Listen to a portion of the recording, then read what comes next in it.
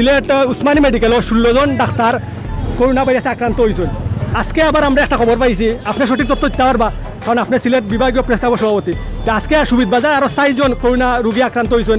তো এই বিষয়ে আপনি কতটুকু এগু সত্য অথবা একটু আমরা বিবাস উদ্দেশ্য করি। আসসালামু আলাইকুম রহমতুল্লাহি ওয়া বারাকাতুহু। Welcome to Sylhet to London.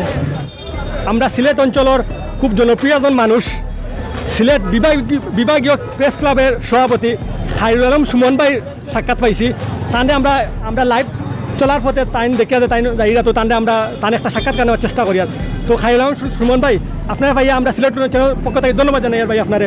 তো আপনার ভাই জানাইতাম চাই, আপনি তো সিলেটের পক্ষান্তরে আপনি মাঠ পর্যায়ে কাজ করি যাইরা বিগত দিন থাকি, এমনকি করোনা ভাইরাস পরিস্থিতি আপনি দেখে যে অনেক আপনি লাইভ করা, অনেক সংগঠন গেছে আপনি যাইরা গিয়া আপনি বর্তমান পরিস্থিতি আপনি দেখার চেষ্টা করা। আসসালামু আলাইকুম, সিলেট টু লন্ডন পেজকে আমি স্বাগত জানাচ্ছি এবং অভিনন্দন। আসলে কি বলবো, আপনারা এই দেখেন, এই যে অবস্থাটা আপনারা নিজে দেখেন, এই যে এটা মানে যে পরিস্থিতি যেগুলো আপনারা দেখতেছেন, সেটা কি মনে করেন আপনারা লকডাউন? না, এই লকডাউন, এটাকে লকডাউন বলা হয় না। যদি লকডাউন, হ্যাঁ বাজার খোলা থাকবে, আমার নিত্য প্রয়োজনীয় জিনিসের দরকার, আমি বাজারে আসব, রমজান মাস, কিন্তু আমাকে তো সচেতন থাকতে হবে। নিম্নে আমাকে এই যে বাজারে এসে তো অন্তত পক্ষে 3 ফিট দূরে আমাকে টাকার দরকার অবশ্য, যদিও 7 ফিট না, 7 ফিট থেকে তো হবে না, বাজার হাট নিতে পারবো না। 3 ফিট না 2 ফিট তো অন্তত পক্ষে আমার দূরে থাকতে হবে, স্বাভাবিক। এইটা কি আমরা পালন করতেছি? আপনারা চোখের সামনে আপনারা দেখেন, এই যে এটা ঈদের বাজারের মতো মনে হচ্ছে। লকডাউন যে সিলেটে আসে সেটা কি আপনারা বুঝতে পারছেন? একটুও না। এখানে কোনো লকডাউনের ব্যাপার না, ঘটনা হচ্ছে সচেতনতাই হচ্ছে একমাত্র করোনার মেন মানে প্রধান ওষুধ। আমি বলি আপনাকে, আল্লাহ পাক রব্বুল আলামিন সব ওনার ইচ্ছাই চলে, কিন্তু সব কিছুরও একটা উসিলা আছে।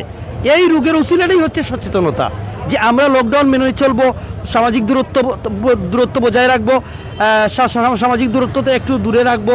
এই সবগুলো যদি আমরা করি, যেমন দেখেন এই যে ডাক্তারের যে অবস্থা, বা আজকে যে সুবিধবাজারে যে 4 জন করোনা শনাক্ত হয়েছেন, এগুলা কি আপনারা তো দেখতেছেন, আমরাই তুলে দিচ্ছি, আপনারা দেখতেছেন এবং খবর পাচ্ছেন যে ডাক্তাররা, আজকে আমরা ডাক্তার বলেন, প্রশাসনের লোক বলেন, এবং আমরা সংবাদকর্মীরা, আমরা কিন্তু আসলে অ্যাকচুয়ালি আমরা আমাদের জীবনের ঝুঁকি নিয়ে কাজ করছি।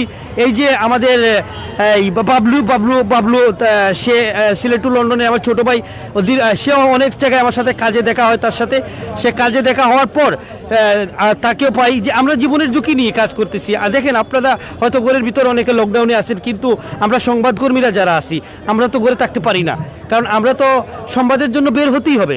আমরা বের হই, কিন্তু দেখেন আমরা বের হয়ে আমরা কি পাইছি, আমরা কিন্তু আদত আমাদের পিপি পর্যন্ত দেওয়া হয় নাই। আমরা অনুরোধ করেছি আমাদেরকে অন্ততপক্ষে পিপি দেওয়ার জন্য। আমরা জেলা প্রশাসক মহোদয়ের কাছেও আমরা আবেদন করেছি যে আমাদের পিপি দেওয়া হোক, কিন্তু আমরা পিপি পাইনি। কিন্তু তারপরও আমরা আমাদের জীবনের রিস্ক নিয়ে মানুষকে সচেতন করার জন্য, মানুষ সচেতন থাকবে সেজন্য আমরা যথেষ্ট প্রচার চালিয়ে যাচ্ছি, এবং প্রশাসন আমাদের পাশাপাশি প্রশাসন আমাদেরকে যথেষ্ট সহযোগিতা করতেছেন, এবং ওনারা অনেক কাজ করতেছেন, ওনাদের সাথে আমরাই কাজ করতেছি। কিন্তু আমরা যদি সামাজিক দূরত্ব বজায় না রাখি, তাহলে এই দেখুন আপনি, ডাক্তাররা আজকে করোনায় আক্রান্ত হয়ে আছেন, আজকে আবার সুবিধবাজারে 4 জন। এই সব মিলে দেখেন আপনারা, ওনারা অনেক সেভে থাকার পরও তাদের হয়তো কোনো না কোনো কারণে সামাজিকতা দূরত্ব না রাখার কারণে বা কোনো একটা কারণেই তাদের হয়েছে। কিন্তু একটা জিনিস মনে রাখবেন, আপনি যদি সামান্য সচেতনতা অমান্য করে সারা জীবনের কান্নাটা নিয়েন না। এই রোগে আপনার এমন কিছু দিতে হচ্ছে না, সামান্য একটু সচেতন, দূরত্ব বজায় রাখা এবং ঘনবসতি থেকে সরে থাকা, এবং যত পারেন আপনি লকডাউনের ভিতরে থাকবেন, কিন্তু এইসব তো মানা হচ্ছে না। আমি এখন যে স্থানে, যে অবস্থানে, এই যে বন্দরবাজারের লালবাজারে যে আমি বর্তমানে আপনাদের সাথে লাইভে আসি, আপনারা দেখতে পাচ্ছেন আমার পিছনে, বা ওই যে দেখতেছেন কি হারে মানুষ যাচ্ছে, এদিকে মুভ করলে আপনারা এই দেখেন, এটাকে লকডাউন বলা হয়। অনেকের মাস্ক পর্যন্ত নেই, যদি মাস্কটা থাকতো দুঃখ ছিল না, অনেকের মাস্ক নেই। সবচেয়ে কষ্ট হচ্ছে ওই দেখেন, অনেকের মাস্ক নেই, ওই যে ওই ছেলেটার মাস্ক নেই, অল্প বয়সের একটা ছেলে। এই সচেতনতার কারণেই আমাদের কিন্তু সমস্যা হতে পারে মেবি। তো আমরা যদি একটু সচেতনতা মেনে চলি, ইনশাল্লাহ আমরা করোনা মোকাবিলায় অনেক জয়ী হতে পারবো। সবাইকে একটা কথা বলি, সামান্য সচেতনতার জন্য আপনি সারা জীবনের কান্নাটা আপনার কাছে নিন না, একটু সচেতন হন। এই রোগের প্রধান ওষুধই হচ্ছে সচেতনতা। সবাইকে সচেতন থাকার জন্য এবং আপনারা নিম্নে 20 সেকেন্ড হাত ধুবেন এবং যদি বাইরে আসেন কোনো কাজে আপনারা পিপি এবং আপনারা মাস্ক অবশ্যই ব্যবহার করবেন। আর যদি বেশিক্ষণ বাইরে থাকেন তাহলে ঘরে গিয়ে আপনি ভালো করে গোসল করে অন্ততপক্ষে পরিবারকে অনুরোধ। আর সবার শেষে একটাই কথা বলবো যে আপনারা সবসময় মাস্ক ব্যবহার করবেন এবং সামাজিক দূরত্ব বজায় রাখবেন এবং লকডাউন মেনে চলবেন। এই বলে দেশ এবং দেশের বাইরে যারা আছেন সবাইকে সিলেট বিভাগীয় প্রেস ক্লাবের পক্ষ থেকে আমি খায়রুল আলম সুমন সবাইকে অভিনন্দন ও শুভেচ্ছা। এখনই আপনাদের কাছ থেকে বিদায় নিলাম। আসসালামু আলাইকুম ওয়া আদাব। ধন্যবাদ খায়রুল আলম সুমন ভাই, খুব সুন্দরভাবে তার বক্তব্য উপস্থাপন করছেন আমরা বিহার উদ্দেশ্যে। আমরা খায়রুল আলম সুমন ভাই আমরা সিলেট টুলন চ্যানেলের পক্ষ থেকে আন্তরিকভাবে ধন্যবাদ, অভিনন্দন ও শুভেচ্ছা জানাই।